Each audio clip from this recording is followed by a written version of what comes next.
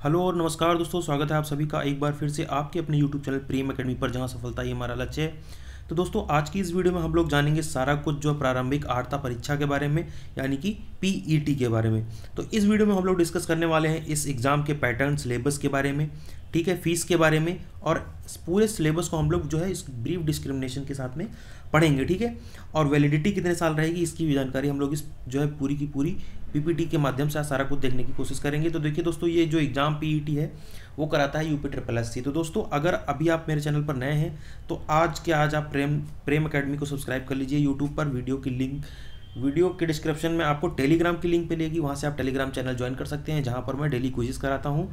बाकी अगर आप चैनल पे नए हैं तो चैनल को सब्सक्राइब कर लीजिए, बेल आइकन को प्रेस कर दीजिए, जिससे कोई भी अपडेट आपसे ना छूटे। दोस्तों चलिए बढ़ते हैं आगे वीडियो की तरफ, जानते हैं सारा कुछ इस एग्ज़ाम के बारे में, देखते हैं क्या क्या एग्ज़ाम है, क्या क्या है इस एग्ज़ाम के बारे में। तो दोस्तों देखिए, ये एग्ज़ाम कराएगा आपका Uttar Pradesh subordinate service selection board, यानी कि यूपी ट्रिपल एस सी। और जो ये एग्ज़ाम होगा इसमें देखिए, अब जो पहले एग्ज़ाम था 2020 की बात करें तो उसमें अंग्रेजी का 5 सवाल नहीं था। अब जो ये एग्ज़ाम आया है, जो नया संशोधन आया है, इसके तहत मुख्यमंत्री योगी आदित्यनाथ जी ने कहा कि इसको जो है दोबारा संशोधित करके लाइए। और दोबारा संशोधन में हुआ कि 5 नंबर और इंग्लिश के लिए जोड़ दिए गए यहाँ पर, ये बात आप लोग देख सकते हैं। सारी चीज़ें हम लोग डिस्कस करेंगे वीडियो में, बस बने रहिए अंत तक। तो देखिए दोस्तों, जो एग्ज़ाम होगा वो 2 टियर होगा। 2 टियर का मतलब है कि इसमें प्रीलिम्स भी होगा और मेंस भी होगा, और प्रीलिम्स टेस्ट ही आपका पीईटी है, ठीक है। और ये जो मेंस का टेस्ट है, मेंस का टेस्ट आपका संबंधित जो भी डिपार्टमेंट रहेगा वो लेगा, ठीक। तो ये, और दूसरी बात इसमें ये है कि आपको ये जो प्रीलिम्स टेस्ट है ये टेस्ट होगा आपका 2 घंटे का। कितने का? 2 आवर का। 2 आवर का ये टेस्ट होगा, और 2 आवर में आपसे पूछे जाएंगे 100 क्वेश्चन। और ये 100 क्वेश्चन पर क्वेश्चन 1 मार्क्स का होगा, और नेगेटिव मार्किंग भी इसमें जो है आपकी रहेगी। और नेगेटिव मार्किंग कितने नंबर की रहेगी? ये रहेगी आपकी 1/4 की, यानी कि आप कह सकते हैं कि 0.25 नंबर आपके एक गलत क्वेश्चन पर काट लिए जाएंगे, ठीक है। तो नेगेटिव मार्किंग की बात कर ली हम लोगों ने यहाँ पर, ठीक है। अब बात करते हैं एग्जाम के शेड्यूल की। देखिए, जो एग्जाम का शेड्यूल है दोस्तों, वो अभी जो नोटिफिकेशन जारी होगा 2021-20 का, वो अप्रैल मई के लास्ट तक आ सकता है, ठीक। और जो पीईटी का स्कोर रहेगा वो 1 साल के लिए वैलिड रहेगा, और ये जो स्कोर रहेगा वो परसेंटाइल में रहेगा, ये बात भी आप लोग ध्यान रखिएगा, ठीक, परसेंटाइल में रहेगा। आगे बात करते हैं, आगे जो इसमें है दोस्तों कि फीस कौन कौन सी कैटेगरी को कितनी कितनी देनी पड़ रही है। तो इसमें ये आप लोग देख सकते हैं, यहाँ पर जो जनरल या ओबीसी कैटेगरी है उसके लिए 185 रुपये फीस रखी गई है। आप देख सकते हैं कि जब भी किसी पर्टिकुलर डिपार्टमेंट का फॉर्म होता है तो वहाँ पर फीस बहुत ज़्यादा होती है, लेकिन पेट एग्जाम के थ्रू में क्या किया गया कि फ़ीस को भी कम कर दिया गया है। और जो SC/ST की फ़ीस रहेगी वो 95 रुपये रहेगी, लगभग आप मान सकते हैं आधी फीस, ठीक है। और जो PWD या PH हैं, ठीक है, तो उनके लिए क्या किया गया है, 25 रुपये फीस रखी गई है, ठीक है। फिजिकली हैंडीकैप्ड के लिए क्या रखा गया है, 25 रुपये फीस रखी गई है, जो कि ना के बराबर ही आप समझ सकते हैं। अब एग्ज़ाम के पैटर्न की बात अगर हम करें तो एग्ज़ाम के पैटर्न में आप कई सारी चीज़ें को देखने को पाएंगे यहाँ पर, कि आपको इसमें कौन से सब्जेक्ट से कितने नंबर का क्वेश्चंस आ रहा है, यहाँ पर आपको सारी चीज़ें मैं आपको दिखाऊंगा। तो देखिए, आपको इंडियन हिस्ट्री से 5 नंबर के क्वेश्चंस आएंगे, ठीक है। इंडियन नेशनल मूवमेंट जो रहेगा उससे आपके 5 नंबर के क्वेश्चंस आएंगे।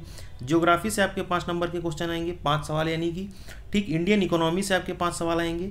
ऐसे ही अगर हम बात करें आगे, तो आपका इंडियन कॉन्स्टिट्यूशन यानी कि पॉलिटी से आपके लगभग कितने, पॉलिटी से भी 5 क्वेश्चंस ही आएंगे, ठीक है। तो 5-5 क्वेश्चंस में डिवाइड किया गया है। जनरल साइंस या जीएस की बात करें, ठीक है, तो वहाँ से भी 5 क्वेश्चंस आएंगे। एलिमेंट्री अरिथमेटिक यानी कि मैथ्स के भी 5 सवाल आएंगे, तो ये भी आप लोग ध्यान रखिए। जनरल हिंदी के भी 5 सवाल आएंगे। आप इस एक चीज़ को समझने की कोशिश कीजिए कि यहाँ पर आपको सारा कुछ पढ़ना पड़ेगा, क्योंकि आप कई सारे डिपार्टमेंट्स के एग्जाम होते हैं तो वहाँ पर कुछ चीज़ें नहीं होती हैं, जैसे बहुत सारे एग्जाम्स में हिंदी नहीं पूछी जाती है, ठीक। बहुत सारे एग्जाम्स में, रेलवे के एग्जाम्स की बात करें, क्योंकि चूँकि वो रेलवे तो सेंट्रल गवर्नमेंट का एग्जाम है, तो वहाँ पर इंग्लिश नहीं पूछी जाती है किसी किसी एग्जाम, जैसे अभी RRB NTPC का एग्जाम हो रहा है तो वहाँ पर इंग्लिश नहीं पूछी जा रही है। और स्टेट लेवल में भी इंग्लिश किसी किसी एग्जाम में नहीं पूछी जाती, खासकर जब जनरल हिंदी की बात करें तो जनरल हिंदी कई सारे एग्जाम्स में नहीं आती है। लेकिन अगर आप जहाँ पर लेखपाल की बात करेंगे, यूपीपी की बात करेंगे, तो वहाँ पर आपको देखने को मिल जाएगा कि हिंदी के भी क्वेश्चंस आते हैं। और एलिमेंट्री मैथमेटिक्स ये तो आपका कंपलसरी हर एग्जाम में आता ही आता है, ठीक। जीएस की भी बात करें तो जीएस भी आपका हर एग्जाम में लगभग आता ही आता है। अब बात करते हैं लॉजिकल रीजनिंग की। देखिए लॉजिकल रीजनिंग जो देखो 5 नंबर की ये भी आएगी। लॉजिकल रीजनिंग का जो भी पार्ट है, जो भी सिलेबस है, वो मैं आपको अभी दिखाऊंगा इसी वीडियो में। बस लास्ट तक इस वीडियो पे बने रहिएगा, मैं सारी चीज़ें आपको बताऊंगा। कहाँ से सब्जेक्ट में कौन कौन से टॉपिक से सवाल आएंगे ये भी मैं आपको इस वीडियो में ही बताऊंगा। करंट अफेयर के देखिए यहाँ पर 10 सवाल रहेंगे, सबसे बड़ी बात तो करंट आपका यहाँ पर बहुत मायने रखने वाला है आपके लिए, तो करंट की प्रिपरेशन करते रहिएगा। जनरल अवेयरनेस जो होगी जीए से भी आपके 10 क्वेश्चन आएंगे, ठीक, और 10 क्वेश्चन आएंगे आपके अनरीड पैराग्राफ से, ठीक है। जो आपको एक पैराग्राफ दिया रहेगा उसको आपको पढ़ना रहेगा, उस पैराग्राफ में से क्वेश्चन पूछे जाएंगे, वहाँ से आपको 10 नंबर के क्वेश्चंस मिल जाएंगे। अब जीआई के भी क्वेश्चंस आएंगे, ठीक है, 10 नंबर के, 10 नंबर का आपका जीआई रहेगा, ठीक। आगे बात करते हैं तो टेबल इंटरप्रिटेशन के भी 10 क्वेश्चंस रहेंगे आपके, ठीक, और जो टोटल टाइम रहेगा वो 2 घंटे और आप क्वेश्चन अटेंड करने हैं 100, ठीक। और इसमें जो नेगेटिव मार्किंग है वो 1/4 की है, ठीक है, ये बात भी आप लोग ध्यान रखिएगा। तो इतनी बात हो गई है इसकी, ठीक। अब देखिए इस एग्ज़ाम के बारे में बहुत सारी इंपॉर्टेंट चीज़ें हैं। पहली बात तो ये कि स्कोर जो रहेगा वो परसेंटाइल में रहेगा, और ये जो एग्ज़ाम है पीटी जो एग्ज़ाम है ये सिर्फ ग्रुप सी के लिए है। किसके लिए?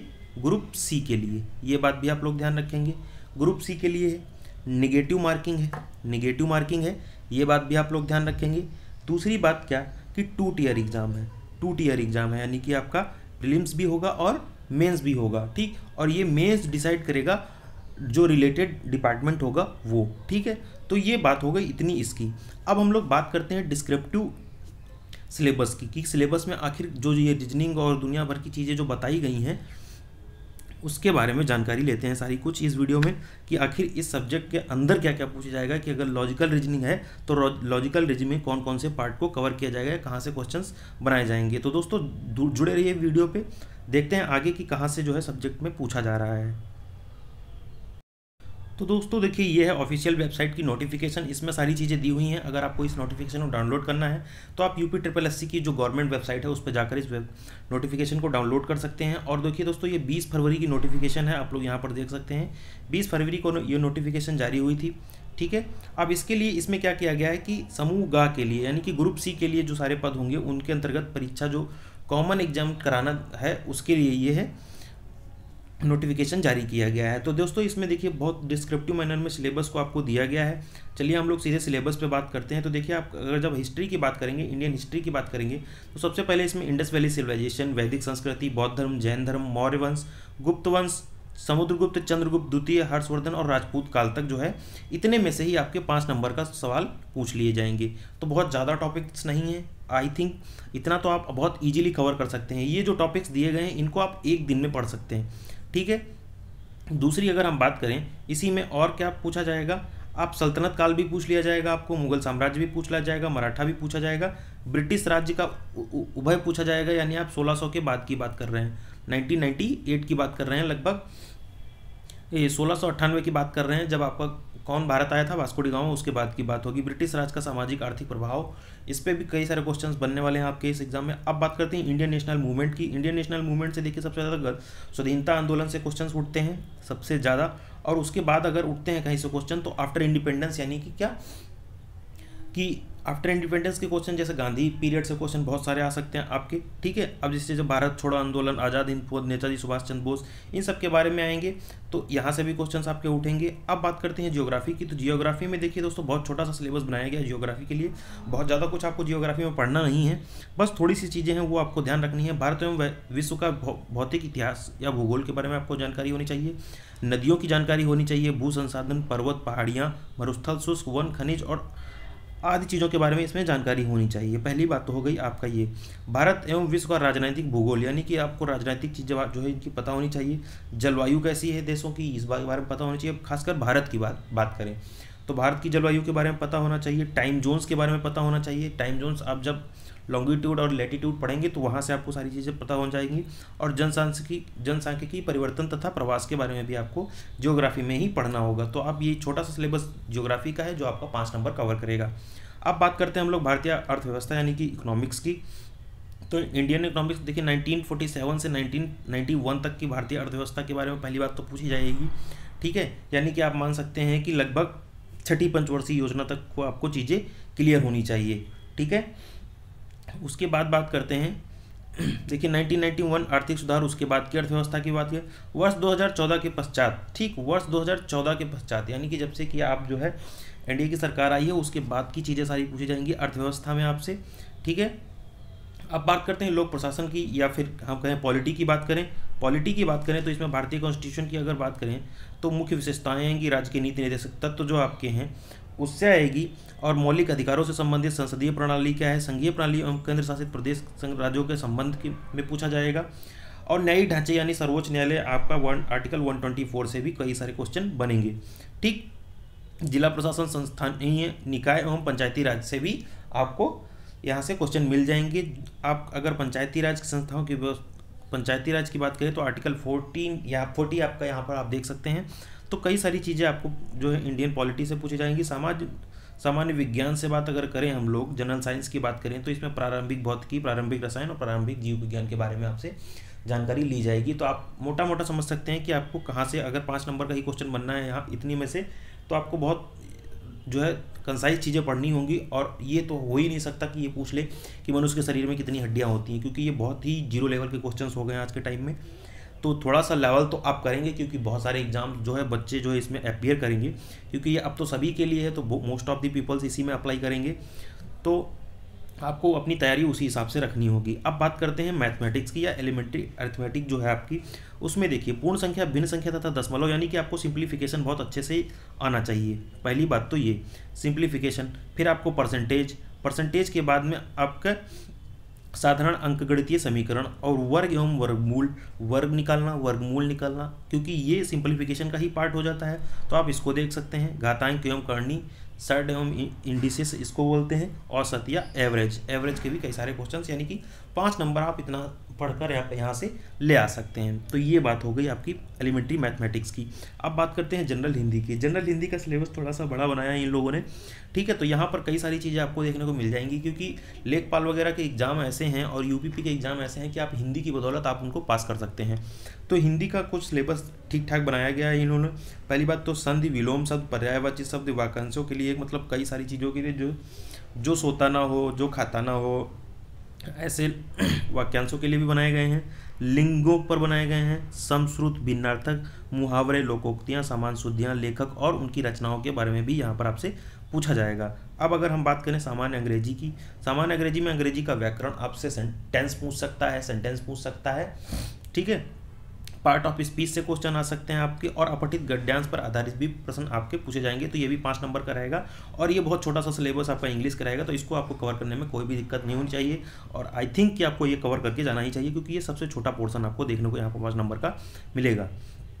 अब बात करते हैं रीजनिंग की। तो रीजनिंग में आप कई सारी चीज़ें यहाँ पर देख सकते हैं। तर्क शक्ति, लॉजिकल रीजनिंग की अगर हम बात करें तो देखिए इसमें वृहत एवं लघु, क्रम एवं रैंकिंग, यानी कि रैंकिंग से कब सवाल आए, यहाँ पे रिलेशन से भी सवाल आएंगे। समूह में भिन्न को अलग करना, वो दे देते हैं ना, एक सवाल रहता है जैसे उत्तर प्रदेश की राजधानी लखनऊ, तो ठीक है वैसे ही बताएंगे कि जो है बताओ कि भाई पंजाब की राजधानी कौन सी, तो आपको वैसे वाले भी क्वेश्चन देखने को मिल जाएंगे।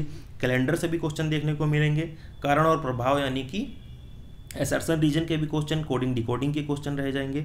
संख्या और अक्षर आधारित, यानी संख्या आधारित मतलब जैसे एक सीरीज है कोई 1 to 4 बढ़ रही है ऐसे, और एक सीरीज है कोई जैसे ए बी और बी सी ऐसे करके बढ़ रही है, तो इस टाइप के भी क्वेश्चन पूछे जाएंगे आपसे। अगर हम करंट अफेयर की बात करें तो भारत और वैश्विक करंट अफेयर आपको तैयार करना, क्योंकि ये 10 नंबर का है। आप रेगुलर वीडियो देख सकते हैं किसी भी चैनल पर, या फिर आप मेरे जो है इंस्टाग्राम चैनल को फॉलो कर सकते हैं, वहाँ पर भी मैं डेली करंट अफेयर्स अपलोड करता हूँ। आप सीधे सर्च करेंगे आपके इंस्टाग्राम पर @prem.academy आप चैनल को फॉलो कर लेंगे इंस्टाग्राम पे, तो वहाँ पर मैं सारी जो है करंट अफेयर की फ़ोटोज़ अपलोड कर देता हूँ, वहाँ से भी आपको पढ़ने में आसानी रहेगी। अब बात करते हैं जनरल अवेयरनेस की। तो जनरल अवेयरनेस के बारे में आपको पता होना चाहिए कि पड़ोसी देशों में क्या चल रहा है, भारत की संस्कृति में कहाँ क्या हो रहा है, कौन से खेल कहाँ पर होने वाले हैं, भारत में कौन से विश्व के खेल होने वाले हैं, इन सब चीज़ों के बारे में भी आपको जानकारी होनी चाहिए। और प्रसिद्ध पुस्तकें, लेखक, पुरस्कार विजेता, या इन सब चीज़ों के बारे में भी आपको जानकारी अच्छे से होनी चाहिए, ठीक। तो ये हो गई बात इसकी, ठीक है, तो इतना सारा चीज़ें इसमें जो है देखिए आपको पूछी जाएंगी, और आपको ध्यान रखना है कि एनसीईआरटी से ये आप चीज़ें ज़्यादा से ज़्यादा पढ़ें तो आपको ज़्यादा से ज़्यादा चीज़ें क्लियर हो जाएंगी। तो दोस्तों आज की वीडियो में मुझे लगता है कि मैंने सारी चीज़ें डिस्कस कर ली हैं आपसे, जितना भी आपका एग्ज़ाम का पैटर्न था, जितना भी आपका सिलेबस था, वो सारी चीज़ें मैंने आपके सामने डिस्कस कर ली हैं। आई होप कि आपको वीडियो पसंद आई होगी। अगर आपको वीडियो दोस्तों पसंद आई है तो आप मेरे चैनल प्रेम एकेडमी को आप लोग सब्सक्राइब कर सकते हैं, और अगर आपको वीडियो पसंद आया है तो वीडियो दोस्तों शेयर जरूर कर दीजिएगा अपने दोस्तों में, क्योंकि सबको जानकारी होनी चाहिए। आप मेरे चैनल पर कई सब प्रकार की वीडियो देख सकते हैं, जैसे मैं करंट से रिलेटेड जितने भी इन्फॉर्मेशन होते हैं वो आपको देता रहता हूँ। अभी ये फिलो स्कॉलरशिप का जैसे वीडियो आया था उससे भी रिलेटेड आपको वीडियो मिल जाएंगे। आपको अगर इंडियन पॉलिटी जैसे सब्जेक्ट पढ़ने हैं या और कई भी सारे सब्जेक्ट जो भी इस एग्ज़ाम की तैयारी कर रहे हैं वो मेरे चैनल को प्रेफर कर सकते हैं, क्योंकि मैं यहाँ पर एक कोर्स अभी शुरू करने जा रहा हूँ पीईटी के लिए जो स्पेशल होगा। मैं सारी चीज़ों को एक एक करके कवर करवाऊंगा, खासकर जो जीएस का पोर्शन रहेगा उसको तो मैं जरूर करवा दूंगा। अब रही आपकी एलिमेंट्री अरिथमेटिक्स की बात, उसको भी मैं कहीं ना कहीं से कोई ना कोई टीचर लाकर आपको एलिमेंट्री मैथ्स जो बेसिक चीज़ें हैं वो तो करवा ही दूंगा। रीजनिंग मैं आपको खुद करवाऊंगा, ठीक है।